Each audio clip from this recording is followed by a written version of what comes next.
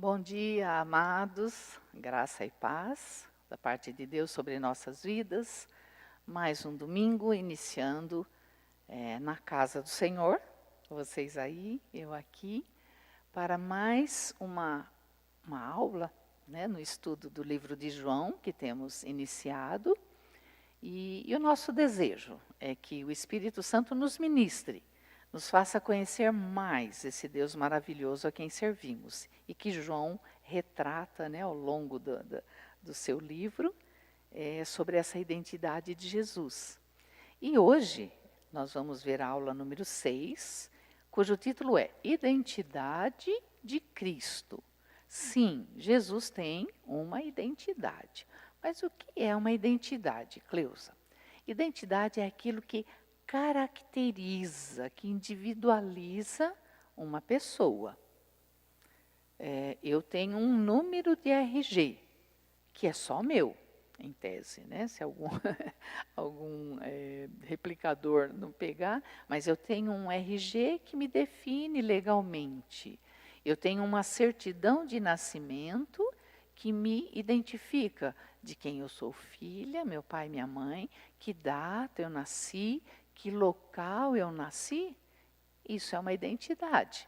Então, identidade é tudo aquilo que caracteriza e me dá possibilidades de fazer a distinção entre as pessoas ou as coisas também, não é? Então, o alvo desta lição que nós vamos ver hoje é exatamente isso. Nós sermos capazes de descrever aspectos da identidade de Jesus. E nós vamos ver aqui Jesus como Senhor das nossas vidas e Salvador das nossas vidas. Essa é a ênfase, né, neste capítulo. É muito importante que conheçamos esse Deus maravilhoso que nós servimos, esse Jesus Salvador amadíssimo. Quanto mais nós lemos na palavra, mais nós conhecemos e mais nós queremos conhecer e mais nós queremos nos aproximar de Deus e ter uma vida de comunhão com Ele.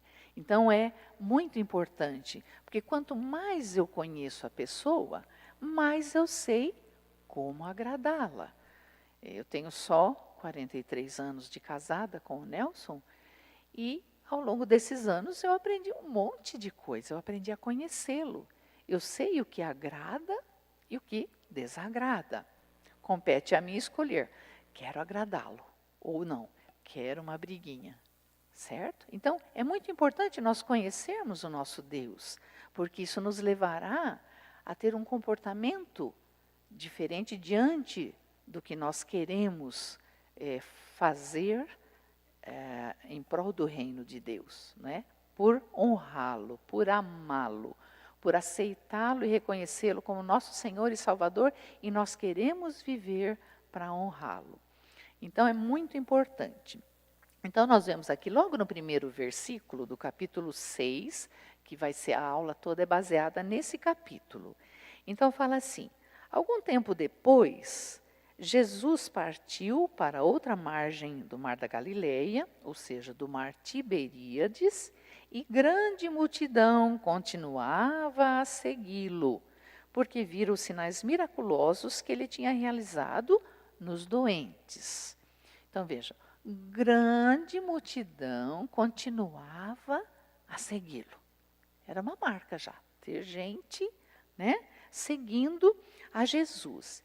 E nesse cenário dessa multidão, ele estava lá no monte, sentado, de repente ele vê aquela multidão vindo, e a primeira coisa que ele falou para o Filipe, e a Bíblia deixa bem clara, ele colocou à prova Filipe, porque ele sabia muito bem tudo o que ia acontecer. Não é assim, e agora? Mas ele pôs à prova Filipe, ele falou, olha que multidão que está vindo, como que nós vamos alimentar esse povo todo? Porque assim, não era uma hora de culto não, viu gente? Jesus era bem liberal, então eram horas ali na presença dele, ouvindo, né, bebendo as palavras de ensinamento. E daí ele falou, Filipe, olha só essa multidão, que nós vamos fazer? Onde a gente tem que comprar pão para eles. E o Filipe, né, todo assim, preocupado, falou, Jesus, tem jeito não. Olha o tamanho disso. E a palavra fala que eram 5.000 homens. É gente que não acaba mais. 5.000 homens, sem contar mulheres e crianças. Dá quase para dobrar esse número, né? Chutando. Então, que padaria, me falem, que padaria teria pão de imediato para umas 10.000 pessoas, certo? Não só isso, Filipe falou, Senhor, no mínimo aqui vai uns 200 denários para comprar pão para toda esse pessoal. Lembrando, né, a própria palavra faz alusão a isso. Um denário era o salário de um dia de trabalho.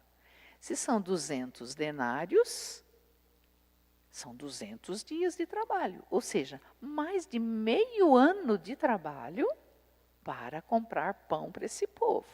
Ou seja, não tem dinheiro para isso, Jesus. Essa foi a parte do Filipe. Enquanto isso, um outro discípulo, né, André, irmão de Pedro, eu não sei se ele já estava lá sapeando, né, vendo alguma coisa no meio daquela multidão, mas de repente ele localizou um menino que tinha lá um lanchinho. E ele falou assim, olha, eu tenho aqui 5 pães e 2 peixinhos, é o que eu tenho. Daí o que o André fez? Ele não falou, ai menino, para quieto, esse monte de gente com esse lanchinho dá para você e olha lá. Não, ele viu o invisível. Ele falou assim, vem cá. E foram lá até Jesus, falou, Jesus, é o seguinte, esse menino aqui tem esse lanchinho. É insuficiente para essa multidão, mas, tipo, eu sei que o senhor pode. Pela fé, eu acho que ele já vislumbrava. Ele falou, mas tem esse lanchinho. E Jesus não rejeitou, falou, vem aqui menino, me dá esse teu lanchinho. Pegou, falou para os discípulos, organiza esse povo em grupos, divide aí, manda todo mundo sentar, que agora vai ser a hora do lanche, que hora tão feliz. E ele tomou aquele lanche, deu graças ao Pai e falou para os discípulos, vão distribuir. Eu não consigo imaginar, amados, como que foi. Se eles iam pegando e aquilo ia multiplicando, mas multiplicou. Tanto que fala, a primeira multiplicação de pães. Então, é uma coisa assim, sobrenatural. Não tem como explicar, não é? Esse é o nosso Deus. Não queiramos explicar o que Ele faz, vamos aceitar. Né? E a multidão aceitou. Então os discípulos também obedeceram e foram pela multidão, distribuíram, comeram, e a palavra deixa bem clara, aqui no versículo, no 11 ele fala assim, então Jesus tomou os pães, deu graças e os repartiu entre os que estavam assentados, tanto quanto queriam. Olha o detalhe, não é assim, olha, é meio pãozinho para você, porque é muita gente, tá? Não, Jesus falou, dá o quanto eles quiserem, saciem a fome desse povo. E eles foram, tal, depois de um tempo, todos fartos, não é? Satisfeitos, sobraram 12 cestos de pães. Não sobrou pouco, 12 cestos. E uma coisa magnífica que a gente vê aqui, né? Deus nos dá uma lição, Jesus nos dá uma lição de mordomia. Eu tenho que cuidar, zelar pelo que eu tenho, porque o que eu tenho, Ele que me deu. Quando eu não exerço uma boa mordomia, eu estou desprezando o cuidado de Deus. Não é falar assim, eu que comprei, o dinheiro é meu, eu que trabalhei, eu posso jogar. Não, isso não agrada a Deus. Tanto que Jesus ensinou, não pode desperdiçar. Pega tudo, guarda, né? Então, nós vemos essa lição maravilhosa de Jesus. E uma coisa interessante, né, que vemos nesse café, nesse lanche aí, não é? Começou sem praticamente, quer dizer, começou sem comida. Alguns ali, não sei se alguém mais além do menino tinha alguma coisinha, mas digamos, começou sem nada, porque não foram lá para um banquete. E terminou com mais comida do que tinha no começo. Essa é a criatividade do nosso Deus. É inexplicável. Não tinha pão nenhum, agora tem pão de sobra e não pode desperdiçar. Esse é o detalhe, não é? Então, nós vemos essa maravilhosa multiplicação dos pães. E os que estavam ali falaram assim, não, realmente, este é o profeta que devia vir ao mundo. Né? E Jesus sabia que a multidão queria dar uma forçada, né? Fala que Jesus sabia que pretendiam proclamá-lo rei à força, tipo, não é isso, gente, vocês não estão entendendo, não é agora, não é hora. E o que ele fez? Retirou-se novamente sozinho para o monte. Cremos, aqui não está escrito, mas para orar. Esse era o hábito de Jesus, né? Manter comunhão com o Pai, e ele gostava de ir ao monte ter os seus momentos de comunhão ali com o Deus, né? Então, nós vemos aqui o poder de Deus, através ali de Jesus multiplicando os pães, enquanto uns estavam vendo humanamente uma impossibilidade, que é, isso a gente tem que concordar, nós vemos Jesus entrando com o seu poder, com a sua autoridade nessa multiplicação dos pães. É algo sobrenatural, inexplicável, que era para o povo ver mesmo. Não é assim, disfarçado, não é? E assim, estava tendo muita comentários, críticas, os judeus, né? No começo do capítulo a gente vê isso, fala assim, ele está falando que é o pão que desceu do céu, como pode? A gente sabe que ele é filho de Maria, de José, e falando que eu sou o pão que veio do céu. Né? Então, estava já assim um murmúrio grande na cidade. Então, Jesus saiu e foi para o monte. Passou o dia. E ao anoitecer, fala aqui no versículo 16, ao anoitecer, seus discípulos desceram para o mar, entraram num barco e começaram a travessia para Cafarnaum. Então, estava escuro, os discípulos foram lá, pegaram um barco para atravessar para o outro lado, lá para Cafarnaum. E fala assim que já estava escuro, tinha anoitecido, que não era uma hora própria, apropriada, vamos dizer, para se navegar. Imaginem as embarcações daquela época, não eram dotadas de GPS, de bússola, ou sei lá, que os conduzisse, direcionasse, não é? Mas eles arriscaram, eles pegaram o barco e foram. Nessa travessia, nós vemos o quê?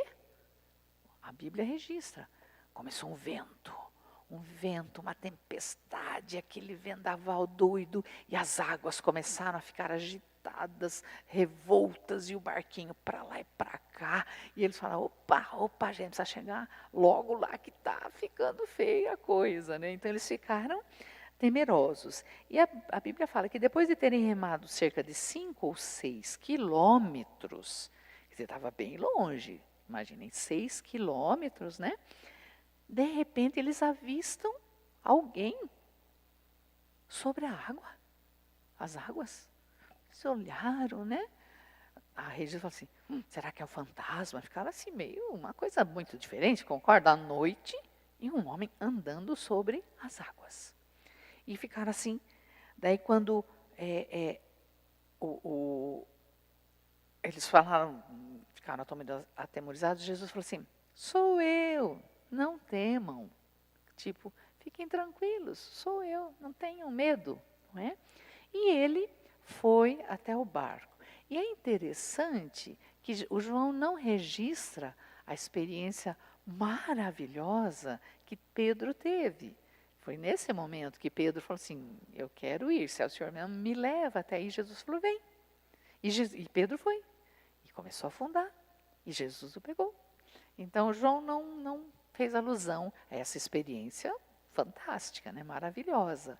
Mas ele não fala nada. Mas fala, ele foi para o barco e com os discípulos ele foi e chegaram lá do outro lado em segurança, apesar da tempestade. Não é? Então, eles estavam lá do outro lado já do mar. No dia seguinte, porque era à noite, né? No dia seguinte, aquela multidão foi naquele lugar, lá no monte, onde eles tinham estado e saciada a fome. Eles falaram, opa, hoje de novo um cafezinho da manhã, bem no capricho com sobra. Chegou lá, não tinha ninguém. Ninguém. Nem Jesus, nem os discípulos. Foram até a praia, não acharam ninguém. Daí assim, eles foram para Cafarnaum. Vamos para lá. E lá foi a multidão atrás de Jesus. Não dava sossego, não é? Então, a multidão foi atrás de Jesus. E quando eles chegaram lá, perguntaram, que horas o senhor chegou aqui? E ele não respondeu. Ele meio que ignorou, né? Aqui na...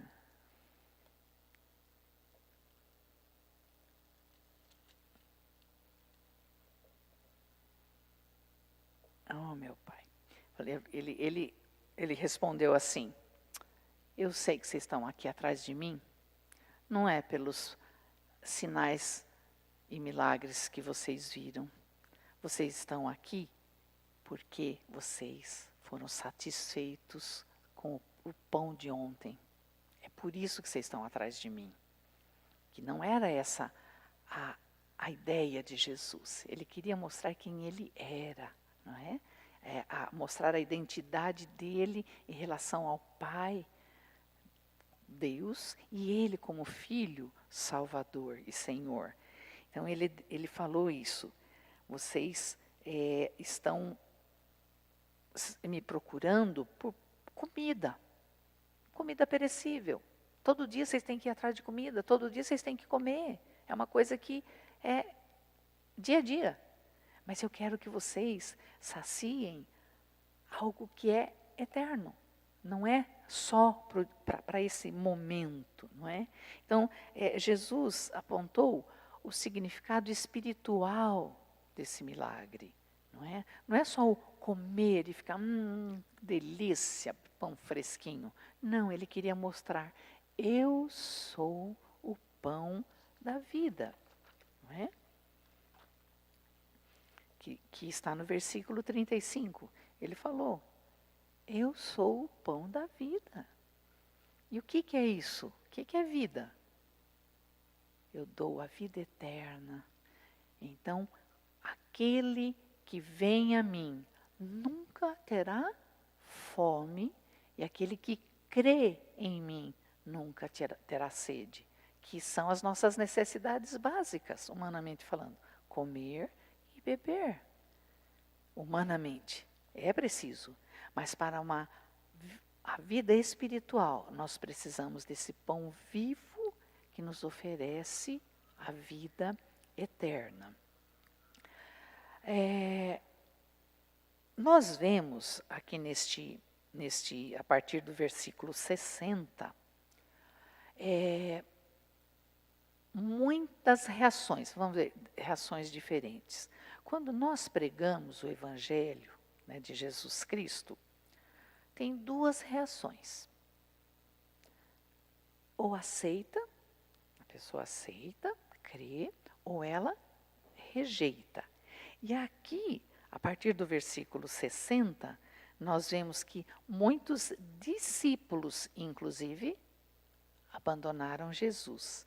Eles acharam assim muito difícil, muito dura a palavra de Jesus, né? Quando ele falou, vocês estão aqui porque querem comer pão. E não é esse o objetivo principal meu, né? E então assim, Jesus sabia lá no íntimo dele, lógico, ele conhece os corações.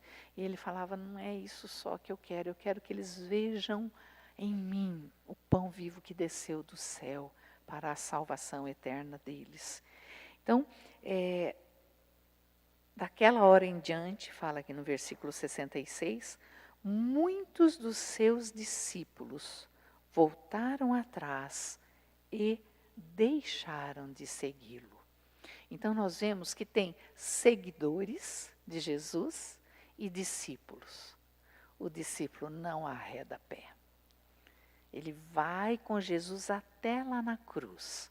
O seguidor, quando começa a ficar assim mais, não é bem isso que eu queria, o seguidor se afasta e deixa de seguir Jesus. E nós vemos aqui que falando dessa hora em diante, inclusive discípulos deixaram Jesus, ou seja, houve rejeição. Então, quais assim o motivo, né, da rejeição? São vários. Rejeitam porque é muito estranho, é um escândalo falar que Jesus veio do céu, é o pão vivo, Deus nos mandou para a nossa salvação, para a nossa restauração. É muito escandaloso esse evangelho. Ou a incredulidade. Nós vimos aqui uma multidão incrédula, os judeus não crendo, até os próprios discípulos, falando, não é bem assim, acho que eu vou sair dessa. Então, a incredulidade é uma das reações. E, por consequente, como eu já falei, o abandono. Falar, pensei que era coisa nova, coisa boa, tal, mas não é bem assim, então é melhor deixar de lado. E abandonam a fé. São meros seguidores, não são discípulos de Jesus, não é? Então, nós vemos que aqui no versículo 67 a 69, Jesus falou para os 12, vocês também não querem ir? Né? Porque eles ficaram, os 12. E ali tinha um que ia traí-lo, e Jesus sabia, não é? Mas ele falou assim, e aí, vocês estão certos? Vocês têm certeza que querem ficar? Não querem também aproveitar e engrossar as fileiras de quem está indo embora, né, me abandonando? E o que Simão Pedro falou? Versículo 68, Senhor, para quem iremos? Tu tens as palavras de vida eterna. Nós cremos e sabemos que és o Santo de Deus. Que testemunho lindo de Simão Pedro, né? Ele falou, não tem jeito. Vamos, estamos aqui e estamos juntos. Ele falou para Jesus, né? Não abrimos mãos. E nós vemos que coisa linda quando Pedro fala, Senhor, para quem iremos? Jesus é o caminho. Quando fala, tu tens as palavras, Jesus é a verdade. Palavras da vida eterna, Jesus é vida. Então, quando ele fala, eu sou o caminho, a verdade e a vida. Olha que identidades maravilhosas de Jesus que nós vimos hoje. Eu sou o pão da vida. E aquele que vem a mim nunca terá fome. Estarei sempre com ele. Quem crer em mim, crer é pela fé, nunca terão sede. Então, que coisa maravilhosa. E é assim que nós temos que nos aproximar do nosso Deus. através do seu Filho Jesus Cristo, como nosso Senhor e nosso Salvador. E nós vimos, né, nesse capítulo 6, a identidade de Jesus, quer dizer, o que o caracteriza. Nós vimos a autoridade dele na multiplicação dos pães, sobrenatural, a autoridade dele sobre a natureza toda, né, que nós conhecemos pela palavra, e a mensagem que Jesus trouxe àquela grande multidão, e que a grande maioria não aceitou, rejeitou. Não é diferente nos dias de hoje, mas nem por isso nós vamos desistir, porque essa é a nossa missão, é levar esse pão da vida ao que tem fome. O mundo está faminto, é levar essa água da vida, que eles estão sedentos, não é? Então, esse é a nossa parte, né? Nós temos que ter a nossa consciência, a nossa identidade com Deus. Ter identidade, a palavra identidade seria idêntico. Quando nós nascemos de Jesus, né, em Deus, através de Jesus, nós nascemos. E o DNA é no nascimento que ele é transmitido.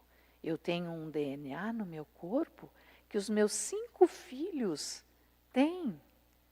Eu transmiti para eles as características minha e do pai.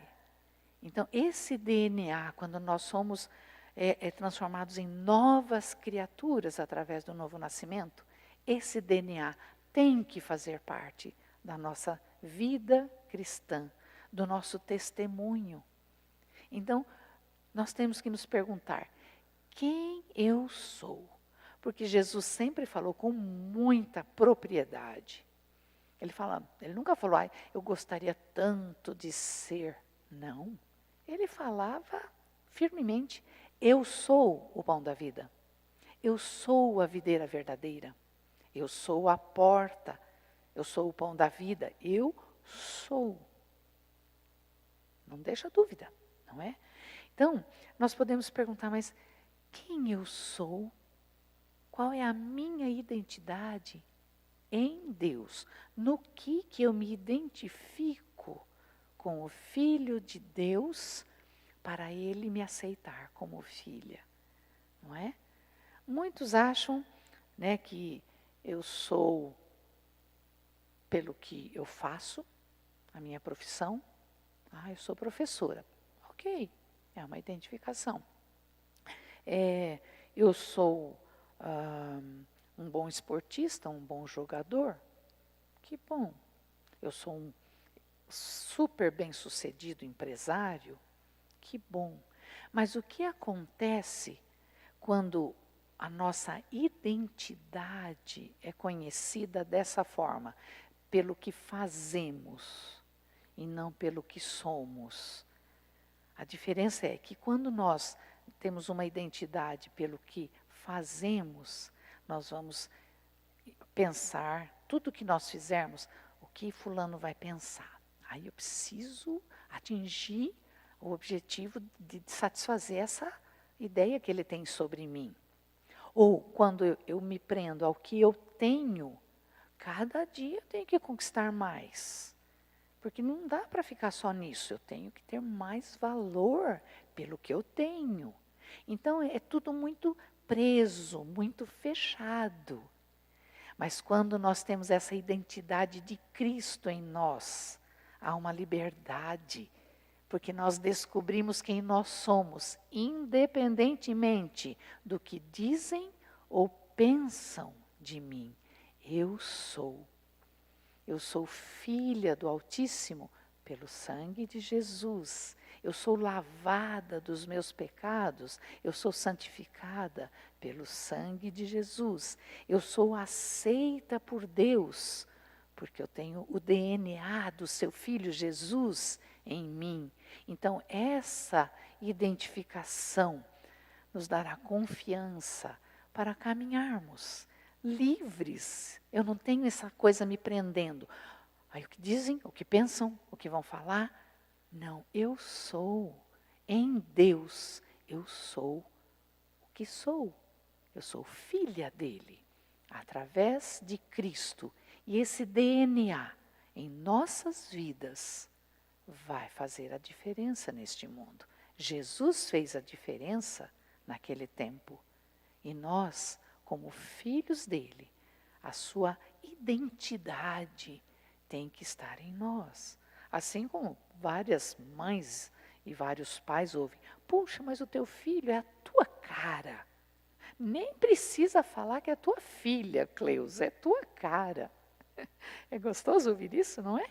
Imagina a, a alegria do coração de Deus quando alguém vê em nós a identidade de Deus como filhos dele, e nós levamos mais pessoas a serem filhos do Deus Altíssimo. Então, que o Senhor nos abençoe a cada dia. É uma caminhada, e Deus está conosco sempre, como esteve, né? Jesus esteve lá na hora da tempestade, lá no barquinho dos discípulos. Ele está conosco no mar da vida, né? Tem a música no mar da vida. Então, que estejamos buscando a cada dia nos identificarmos mais com o nosso Salvador e Senhor, para que Deus seja conhecido através de nós, pela identidade de Cristo em nosso DNA espiritual. Que Deus nos abençoe, que tenhamos uma semana de testemunhos, né? A nossa vida incentivem outras vidas a quererem essa identidade de Cristo na vida deles, como Senhor e Salvador, o Messias enviado do Pai para nós. Deus os abençoe e até a próxima aula.